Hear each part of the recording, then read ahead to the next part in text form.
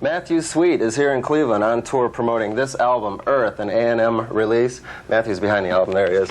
Now, you've got 3 recordings out now, and well, an EP, and the 2 LPs. Right. But you've worked with like 8 or more producers. Yeah, well, those were mostly on the on the Columbia album. At the time I made that, it was really kind of an in vogue thing for producers to agree to do a couple of tracks with an artist instead of a whole album. So we found that it was easier to find people we liked who had a little bit of time and wanted to do a couple things than to find someone who had the time to do a whole album. So it just sort of snowballed. I did 1 track over in England with a guy named Alan Tarney, and he wanted to record it like that next week, but just had time for 1 track. So we did that, and then it was like, well, I guess we'll go ahead and do it. But it's been a great thing for me working with so many producers, because I think it helped me to really quickly gain a lot of insight and experience in the studio that would have taken me many albums to learn had I done it, the conventional way. So. And of course now you're involved in the production yourself. Yeah, and I even kind of was then. Usually, working with a producer, it's funny that producers get a lot, I don't know, I guess some producers are really dominant and they really control the way an artist works. It's never really been that way with me. We'll usually get into the studio and we look at each other and like neither of us knows what to do. And unless a producer is also a musician, it really rests on the artist to be in control of things musically. So I think in a lot of situations where there's a producer credited, the artist is actually probably as much of a producer as the producer himself is. No, you're not what you'd say a craftsman when you're writing a song, and it more or less just comes to it, it flows out? Yeah, it tends to be just kind of a little burst of this music thing that kind of pops up in my head. And although I get pegged, I think, a lot as a kind of a pop craftsman, I put together songs that are really seamless. I don't really do it in that way. I think a lot of people that are classified as that do actually sit down and think, okay, here's a great chorus and a great verse, and they hook them together in a perfect way. And I try not to do that. I think that makes things really sterile and makes for records and songs that sound a lot like a song you've heard before or whatever, very formulaic.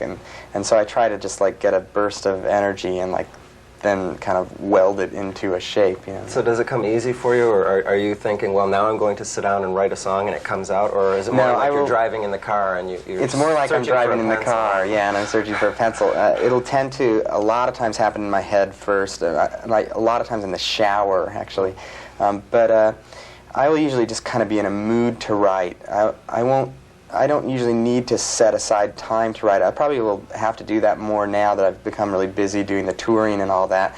It used to be I was home a lot, and so I would just kind of get out of bed and have this idea and wander in and record it.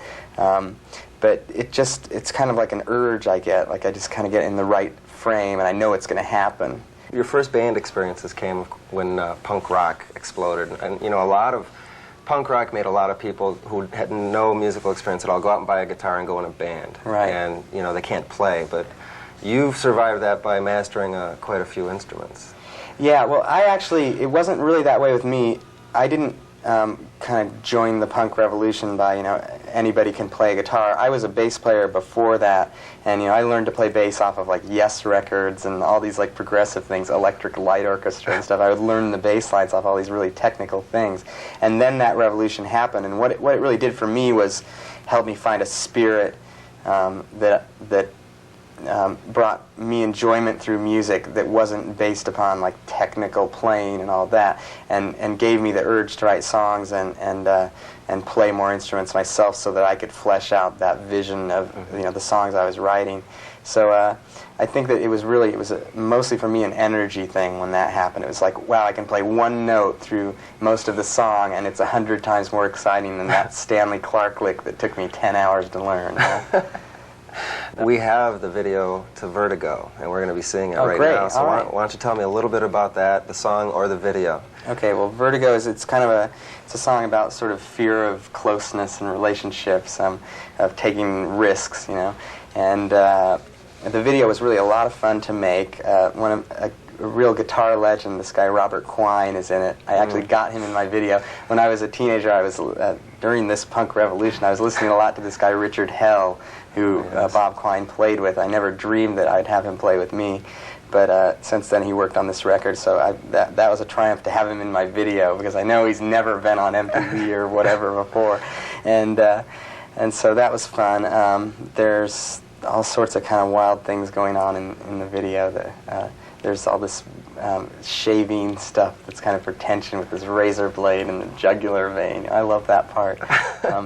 But it was a lot of fun to make, actually, a good experience. Great. Well, let's take a look at it right now. All right. Matthew Sweet, new album, Earth. Here's the video, Vertigo.